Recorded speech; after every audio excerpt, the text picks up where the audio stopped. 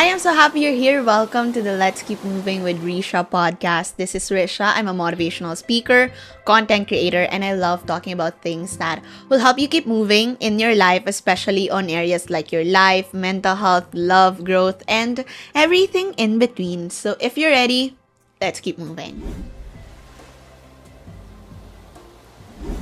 Hello, friends. Thank you so much for being here. Thank you for your presence. I really appreciate you. Grabe, we're crossing our 600,000 streams in just 81 episodes, guys. You guys are unbelievable. Thank you so much. Palagi kong iniisip na yung growth ng platform na to with me is so special kasi imagine you're getting like an hour, 30 minutes of who I really am in real life. So parang nakakatuwa lang na we get to grow together. And I'm so happy that you're committed to your growth as well, to your knowledge, to improving yourself, to being better. Kasi I really believe na when we're better, everything else around us become better too. Kasi yung mga nasa paligid natin, it's just a perception of who we are and what we think of ourselves or our self-concept. So, napaka-importante na human beings, especially the young generation, are committed to growing themselves more. Thank you so much again for growing with me and choosing to keep moving forward with me. Our episode today is so special kasi I think you know how much I value friends or friendships in general. And I think I valued it so much more last year when I got tested and when I went through such a rough patch last year. So, binavalue ko talaga sila. And when I asked on IG, again, one of the things that you guys want to hear from me is friendship breakups. And it makes me sad kasi I had this friend na sabi niya may open up daw siya. So, parang nagbigay lang siya ng hint sa GC. And hindi agad ako nakapag-chat because I was busy and wala na siya sa isip ko. But there was this one time na parang feeling ko she needed someone to talk to. So, I messaged her and doon niya na-open na yung mga current friends niya daw ngayon sa college. By the way, she's my friend up until now. We started becoming friends when we were grade 7 and super dami na namin pinagdadaanan together. Nag-away na kami, hindi na kami nakapag-usap for a long time and then we're still communicating. And I think that's growth and that's friendship as an adult. But going back, sabi niya, meron daw issue with her friends and that she's feeling a little anxious kasi parang feeling niya malulose niya na naman yung mga friends niya. And it makes me sad kasi sabi niya, sanay na naman daw siya. Na-realize ko na yung mga problema ng mga bata ngayon, yung mga problema ng mga teenagers, mga Gen Zs is friends. It makes me sad that more and more young people are having a hard time maintaining their friendships when it should be the easiest relationship to maintain in this lifetime. It should be the easiest for me. Our friendships should not be a pain in the ass and as complicated as our relationship with our family, with our romantic partner. It should be the lightest relationship that we should be able to carry. And today, let's talk about friendship breakups and generally the truth about friendships. I've learned this the hardest way and I want you to embrace these topics or these ideas with an open heart and an open mind. Some truths may hurt, but some truths are meant to remind us that, hey, it's time to grow. Things shouldn't be the same as before. It's time to move forward. And maybe moving forward means setting aside your ego, setting aside your previous beliefs, and being open to knowing when to listen and when to accept the truth. So today, I hope you're gonna have fun and I hope that this wouldn't be as emotional as possible for you. Kasi, alam nyo, it is not just my friend, it is not just the recollection day that reminded me of friendship breakups or friendships in general. Napakadami yung nagbe-message sa akin on losing friends, losing a loved one, losing friendships, outgrowing each other. And I remember there's this one nurse, I hope you are listening. There's this one nurse na nag-message siya sa akin yata via TikTok or via Instagram. She's a nurse now. Congratulations. And she feels like, especially with a hectic schedule, being in the medical field, na-outgrow niya na daw yung mga college friends niya. And hopefully this episode will resonate with you because I have a lot to share. We're gonna have fun, we're gonna learn. So if you're ready, without further ado, let's keep moving. The first truth I'd like to give emphasis on is the idea that not all friends are meant to stay forever. I know that sounds a cliche, pero maybe it's time for us as adults and as someone who choose to grow, maybe let's practice the art of detachment. I honor your relationship. I honor the years you've been together. I honor that you were sisters. I honor that you've shared some pretty much big milestones together. You've seen each other, diba, through the ups and downs of life, of college years, of high school years. But let's stop forcing a connection that's no longer there. Let's stop forcing a connection that's long been gone. I'm not here to judge. I'm just here to state some possibility that you have to honor the friends you have in some seasons of your life, even if it didn't end well. Hindi na kayo align ng values, hindi na kayo align ng season, hindi na kayo align ng lugar, ng place, ng happenings in life.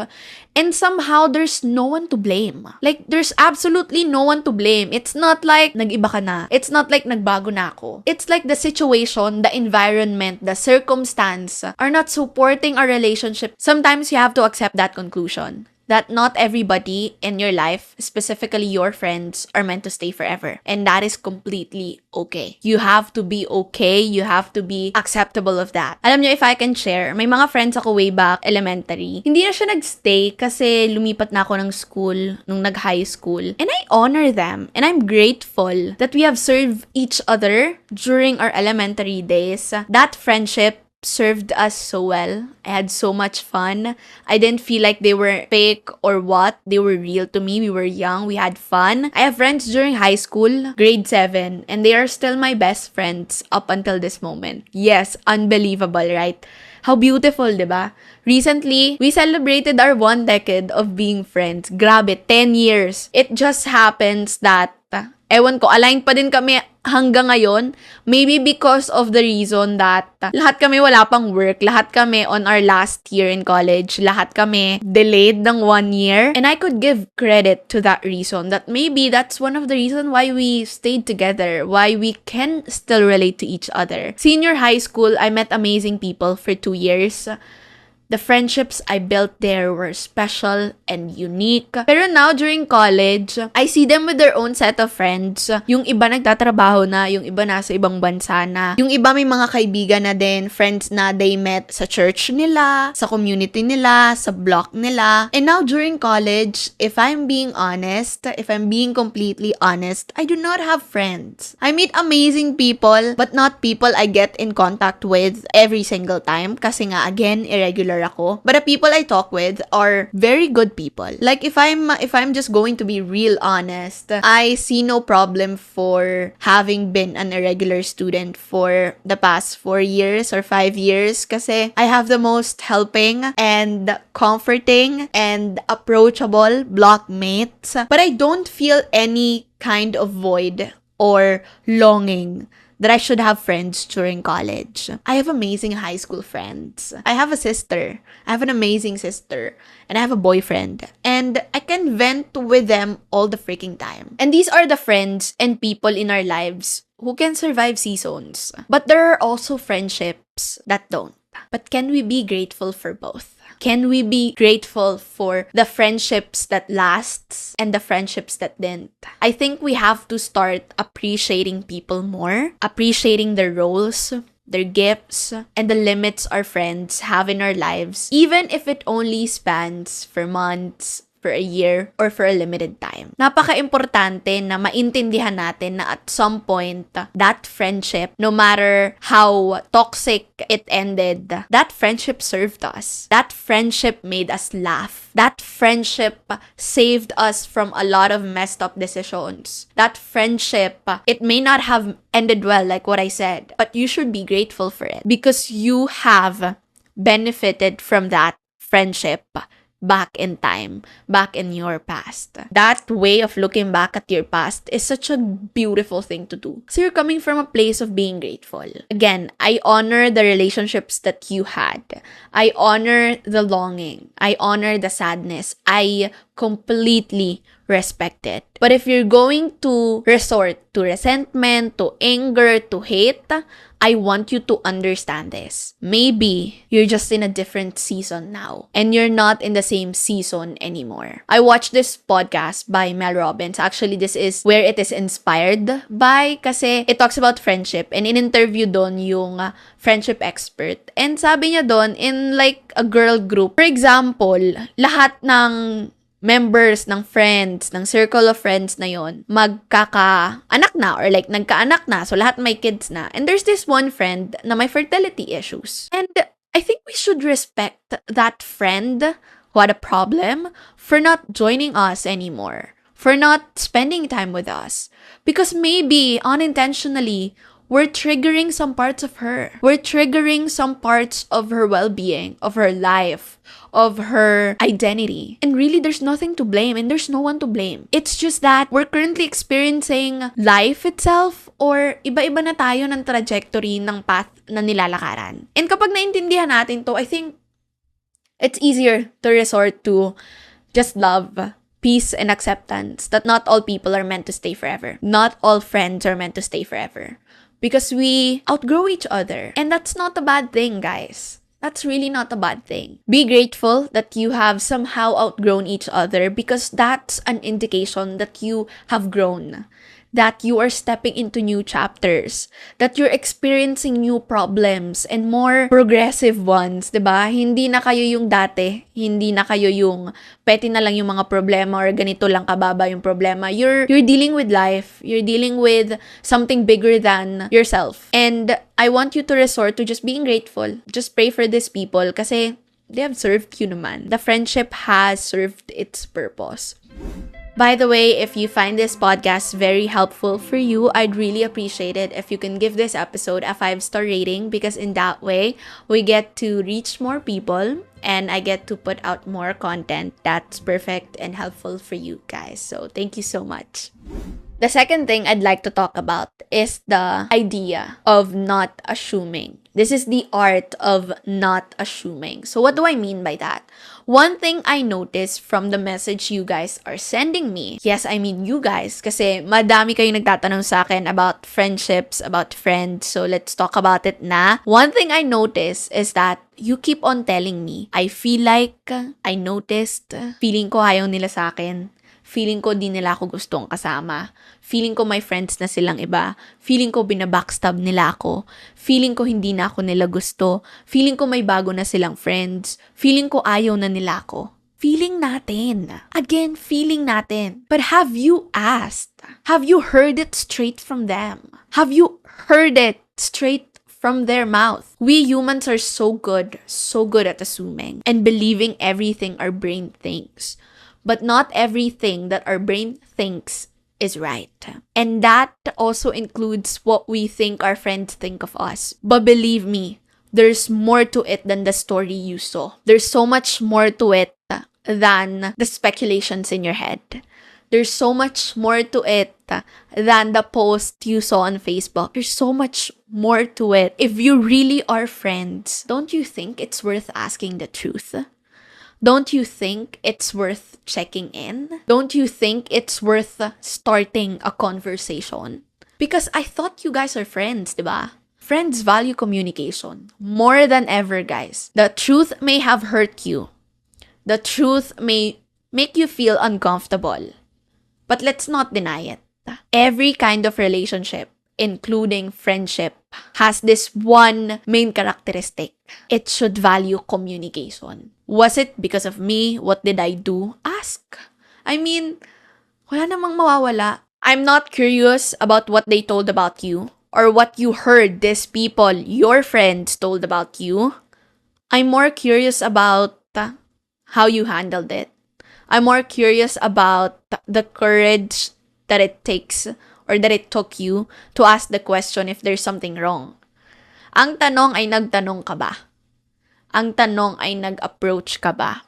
Ang tanong ay nag-message ka ba or nag-check-in ka ba?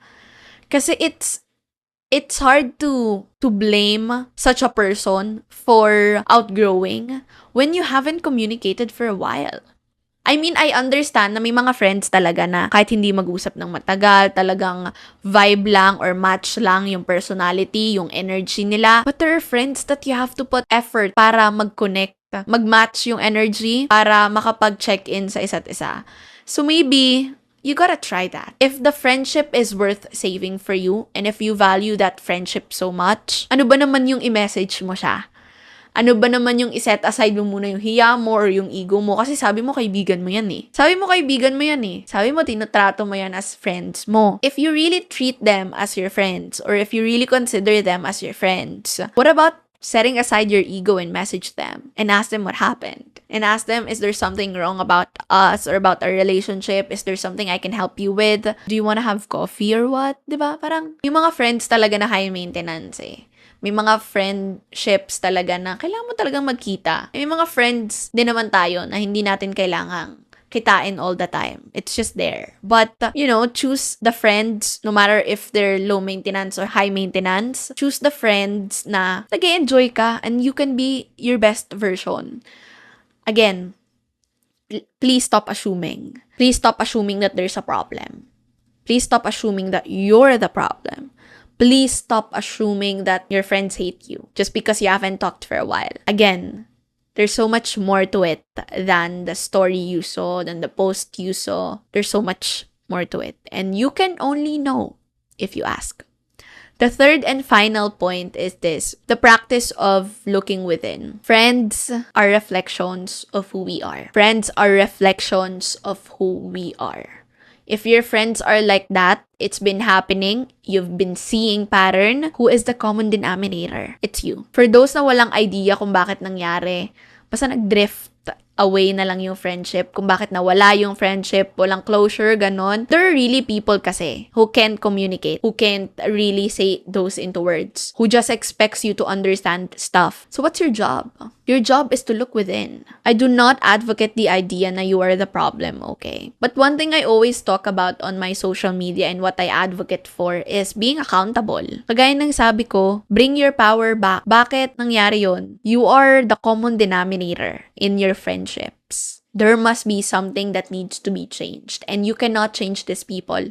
You can only change you. Ask yourself what parts of yourself attracted that friendship. And how can I avoid this kind of friendship if toxic siya? The next time I look for friends or I get to be blessed with friends. If you don't think about this, you'll forever think of yourself as the victim. People don't like me. My friends don't like me. My friends hate me. But if you're going to be proactive and very smart about this and start looking back and see, have I missed? Because when you start to look back, when you start to look within as well, you'll see that you might have your fair share of mistakes in that friendship. Maybe how you handled conflicts. Maybe you offended that person without even noticing. Maybe it's how you behaved for once. Maybe because you didn't reach out or checked in with that person. Maybe how you communicated. And this is not to blame you. This is not to point fingers. This is to give you a perspective of what's actually happening. You have to remind yourself that I'm growing. My friends are growing. And therefore, if we are not in the same season of our lives, if we are not in the same trajectory, if we do not have the same plans, maybe we're not living in the same place anymore. If you do not handle this maturely or with so much maturity, you will grow in hate, resentment, anger, and you do not want that.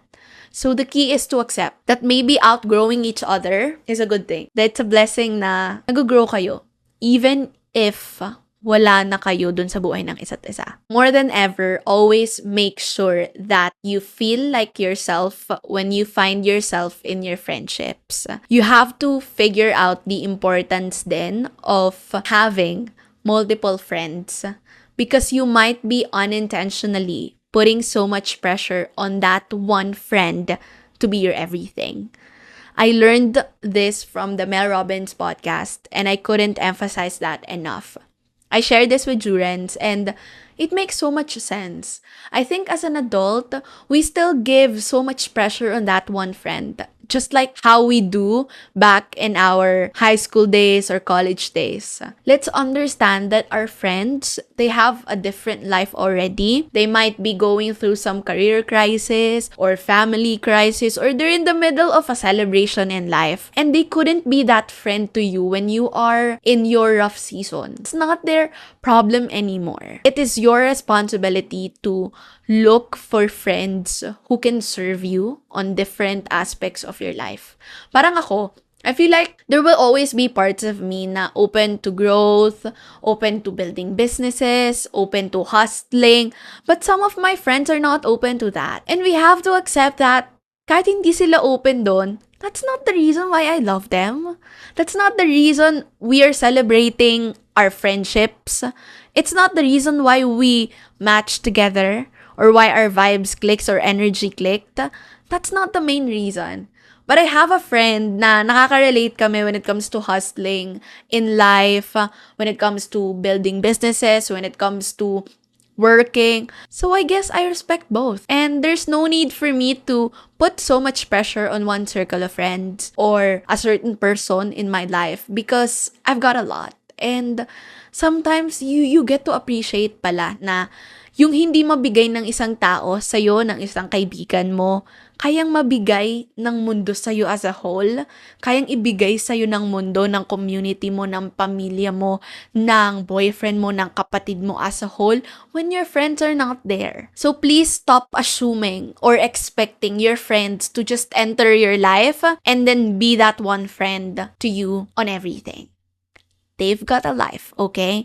And yeah, do not just rely on one person. Again, humans are multifaceted. Therefore, it's really okay if you have multiple friends for multiple versions of you. And I think as adults, let's understand that our friends cannot just rely on us all the time. Therefore, it's completely okay if they also have people in their corner, in their lives, wherever they are.